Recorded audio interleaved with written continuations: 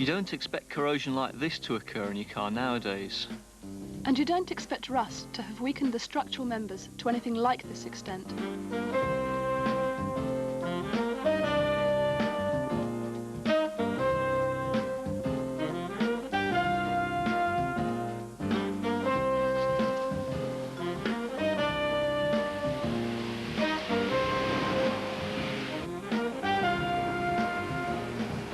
Severe corrosion is fortunately now only a problem with old cars. Thanks to years of testing like that at the Rover Group Accelerated Corrosion Facility at Gaydon, near Warwick. In 12 gruelling weeks, the object is to make Rover's new cars rust. If they can. Stones to chip the paintwork. Granite dust for general abrasion. Punishing road surfaces. Salt spray. And a sauna in a 100% humidity chamber at 45 degrees centigrade. It's all designed to promote an electrochemical reaction. Just a single drop of water on a sheet of iron. At the base and in the centre, ferrous ions are being formed.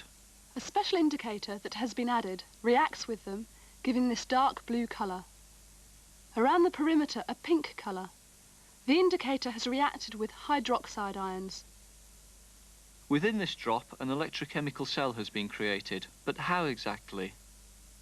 Well, as the iron dissolves, ferrous ions are produced. Electrons are also produced, but these are conducted away through the metal to the edge of the drop. There, these electrons become available to react with atmospheric oxygen and water to give hydroxide ions. Next, the iron 2+ and OH- ions diffuse away from the anodic and cathodic areas of the water drop and towards each other to the point where they react and become iron 2 hydroxide. In a third and final stage, oxygen dissolved in the water oxidizes this to a hydrated iron 3 oxide. Rust. Because this rust is porous and non-adherent, it does not form a protective coating on the surface. And it doesn't stop more iron being oxidized and more holes appearing in the metal lattice. Rust is very permeable to both air and water, and because it's about twice the volume of the iron that it has replaced, we get a flaky deposit below which the corrosion continues unhindered. Salt water rusts iron even faster because of its higher electrical conductivity and the fact that its small, mobile chloride ions rapidly migrate towards the anodic site where, in the presence of ferrous ions, they can produce hydrochloric acid, and that attacks iron very effectively.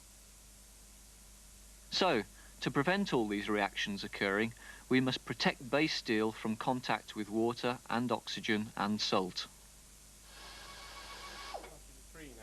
This Rover 600 is being completely broken up and examined for any evidence of corrosion that might lead to panel perforation or structural failure.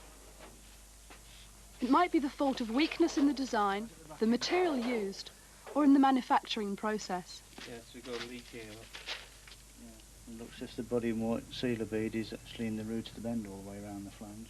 It's got to be put right, and accelerated corrosion testing is part of the process. Before the test, a panel was scratched like this.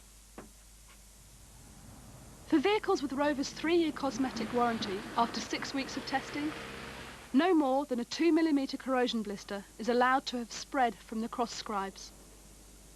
Well, that may satisfy the warranty requirement, but did the metal have to rust at all?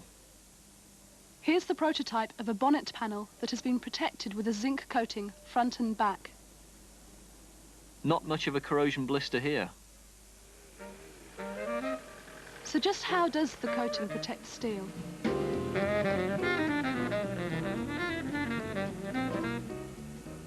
One way to coat steel with a thin layer of zinc is to use Faraday's laws and electroplating.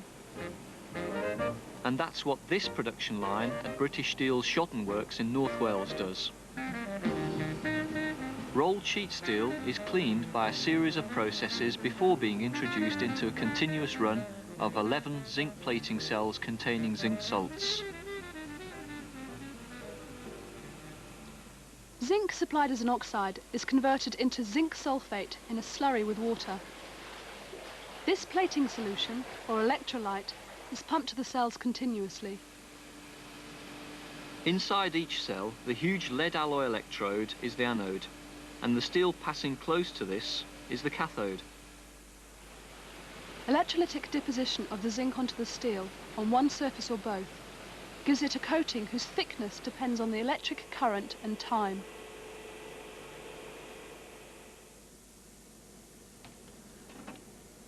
Coating thicknesses range from 2 to 10 microns, depending upon the degree of corrosion resistance required, with 6 to 8 microns being standard within the automotive industry.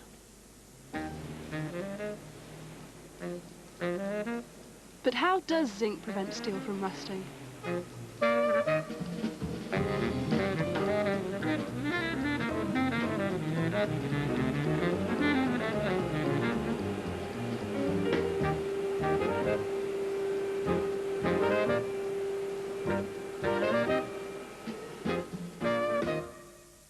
Earlier we saw that corrosion occurred because iron in contact with oxygen and water produces a short-circuited electrochemical cell.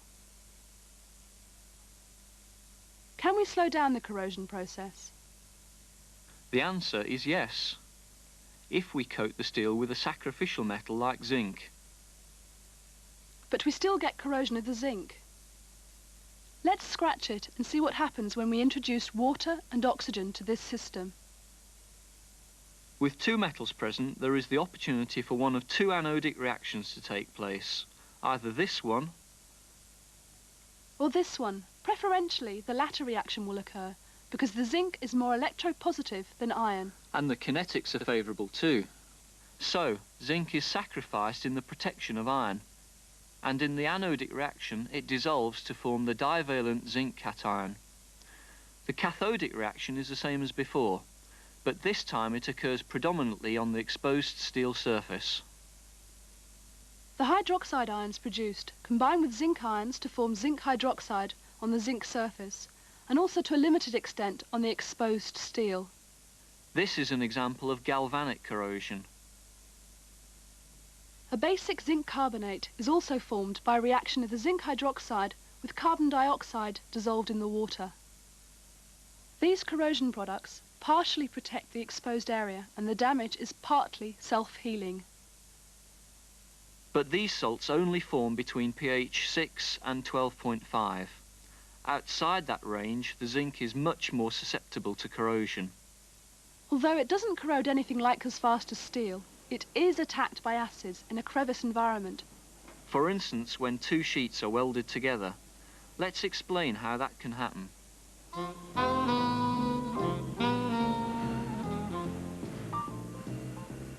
Pressing sheet steel in such a way as to eliminate the need for as many joints and spot welds as possible is obviously one way of minimizing corrosion. It minimizes the number of crevices.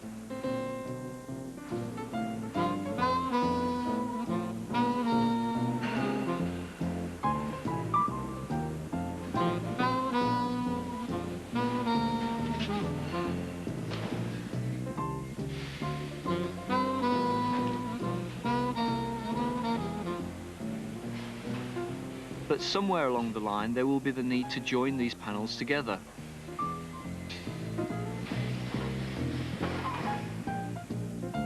A clinch joint is made simply by bending one sheet tightly around another. And this is a section of a clinch joint in a car door. It should keep the water out, but we all know that door bottoms were notorious for rusting. Why was that?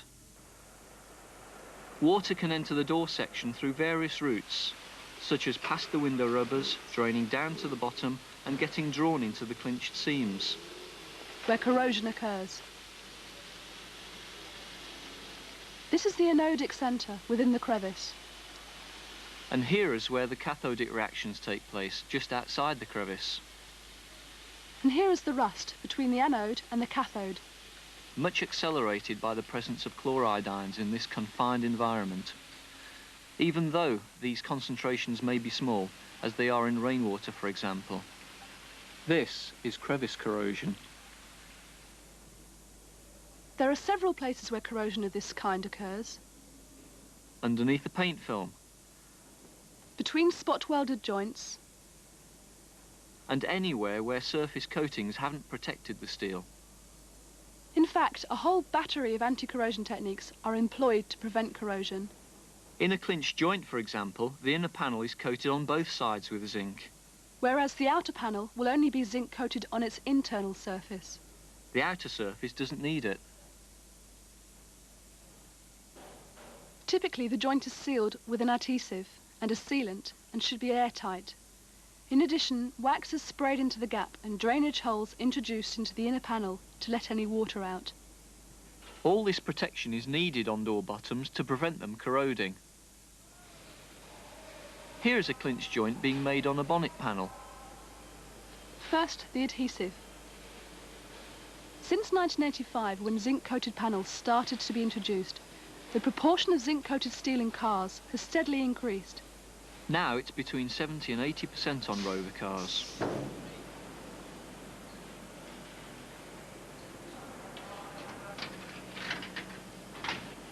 To clinch the outer panel over the inner one, the workpiece is put into a press.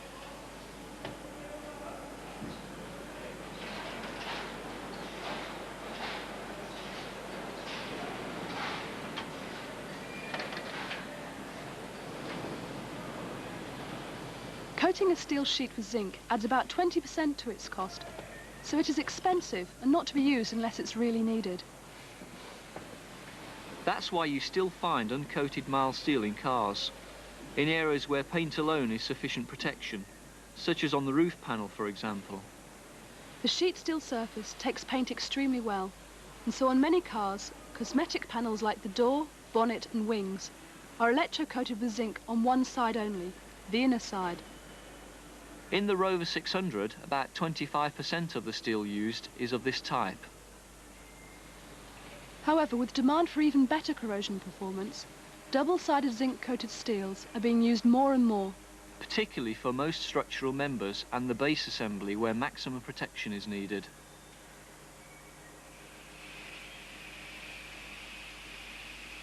Double-sided zinc-coated steel can also be produced by a different process than that of electroplating. And seeing how this is manufactured takes us to British Steel's Llanwern plant in South Wales.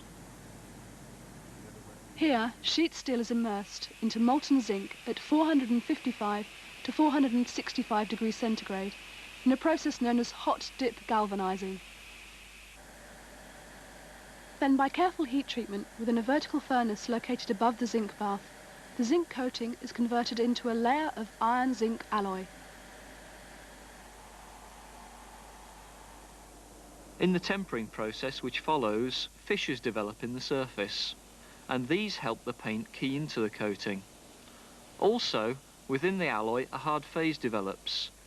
And this means that less zinc is melted out of the surface layer when it's spot welded.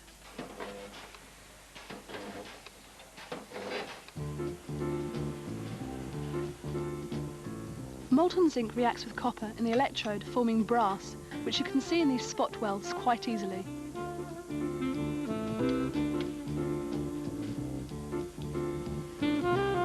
It also affects the electrodes, which have to be redressed frequently to maintain the correct current density at the tip.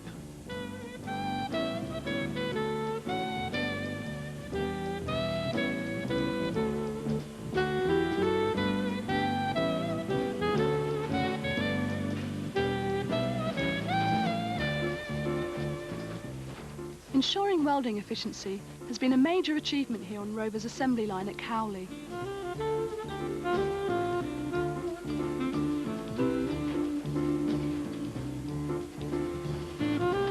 But it's the cost factor that really makes the annealed hot-dip galvanised steel attractive. Apart from uncoated steel, it is the cheapest material to use. In the Rover 600, it has become the predominant steel type. And there is an obvious incentive to find ways of incorporating it into the vehicle more and more, ultimately for outer surfaces too.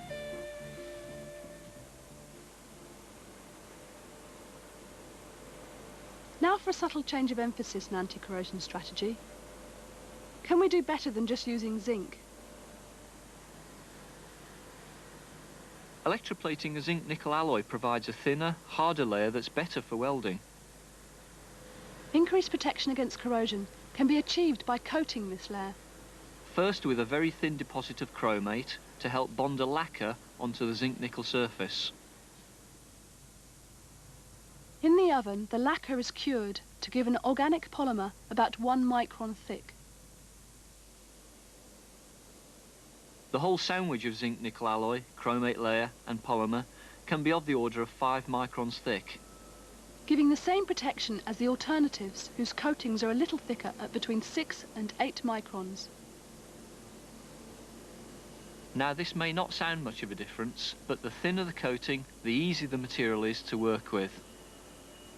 The main disadvantage is it's the most expensive of the coated steels. Despite this, it is used quite extensively within the automotive industry.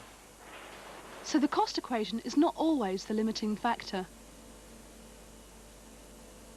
The organic polymer layer is very like a paint. So let's look at what's involved in this traditional yet ongoing method of protecting metals from attack.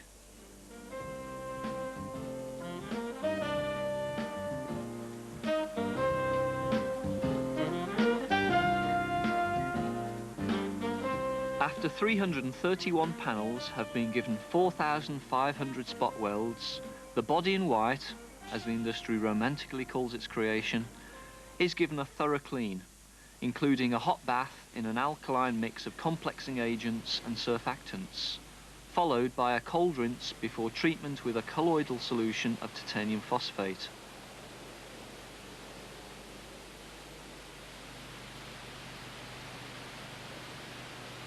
The body in white emerges covered in minute crystals, which are going to act as nuclei for the climax of the process, full immersion in a tank containing zinc, manganese and nickel phosphate, and an oxidizing agent.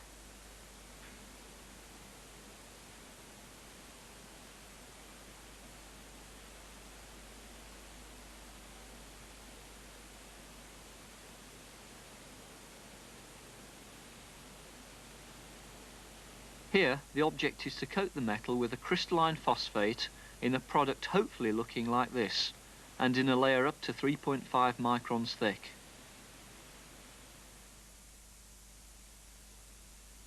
But because the material to be coated varies, it can be iron, zinc or a zinc alloy, the phosphate layer can end up having a range of composition and structure. So the chemistry of the process is carefully controlled. Its prime purpose is to promote adhesion between the metal surface and the subsequent paint layer.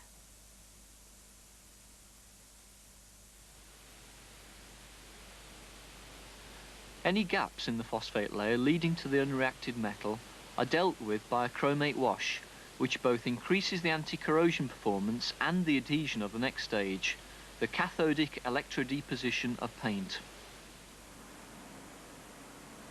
The operator places 2 electrodes in the boot, just in case one gets snared up or falls off, to make the car a cathode. In the tank is a monomer dispersed in an electrolyte. We'll consider it as a long-chain hydrocarbon with an amino group which becomes positively charged as it dissolves in acid. Apply the current and these cations migrate to the phosphate-coated metal. There, the hydroxide ions produced neutralize the charge, leaving the first molecules to arrive to hydrogen bond with the phosphate. Eventually a film thickness of around 30 microns builds up, held tightly in the gaps between the crystals of the phosphate layer. In other words, the paint is keyed onto the surface. Then the vehicle moves into an oven where some clever chemistry occurs. First the paint monomer flows. This will eventually give the electrocoat its smooth, even finish. Then at about 160 degrees centigrade, isocyanate groups on the hydrocarbon chain become unblocked and free to react with the hydroxyl groups. 10 to 15 minutes at 175 degrees centigrade is all that it takes to make these chemical crosslinks and form the electrocoat polymer.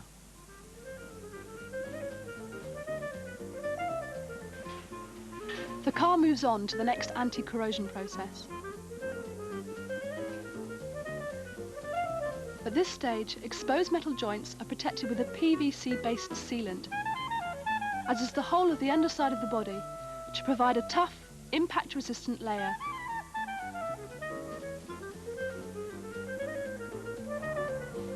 A special anti-stone chip paint is also applied to vulnerable areas such as door edges and wheel arch rims, and again cured in an oven. Next, a primer surfacer paint is sprayed on to create a smooth finish.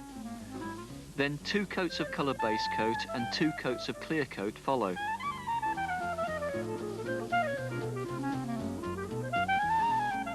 The total paint thickness, including the electrocoat, varies from 100 to 150 microns.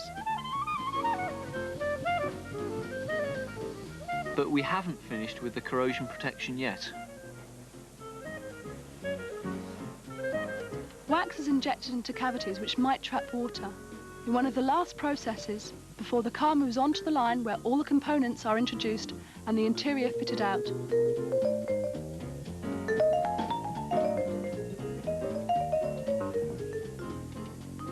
When the gleaming product emerges on a production line like this, it's undergone many processes to protect it from corrosion.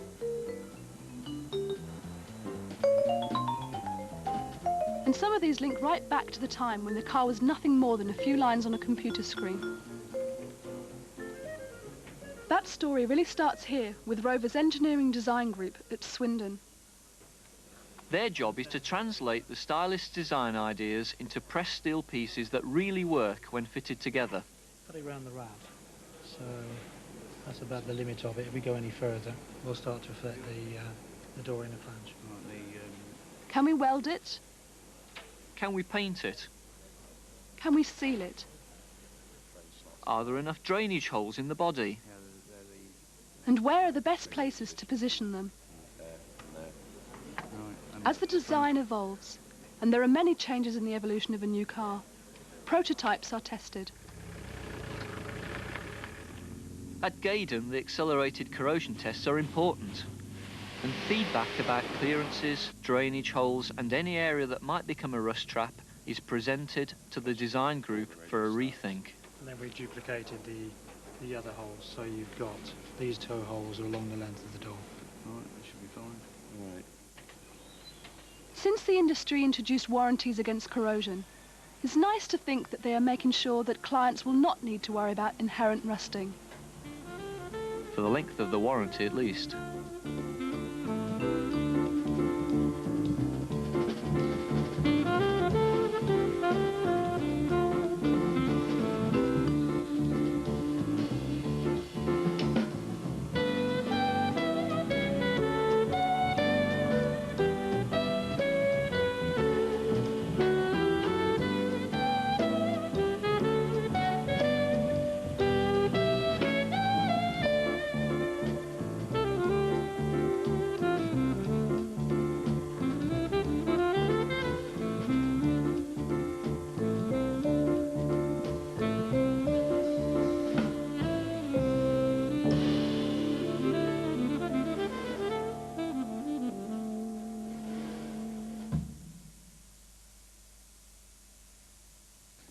If your mind's a bit rusty and in need of stimulation, why not stop the rot right now by calling up for a free guide to the OU's programmes. Just call 01908 858282.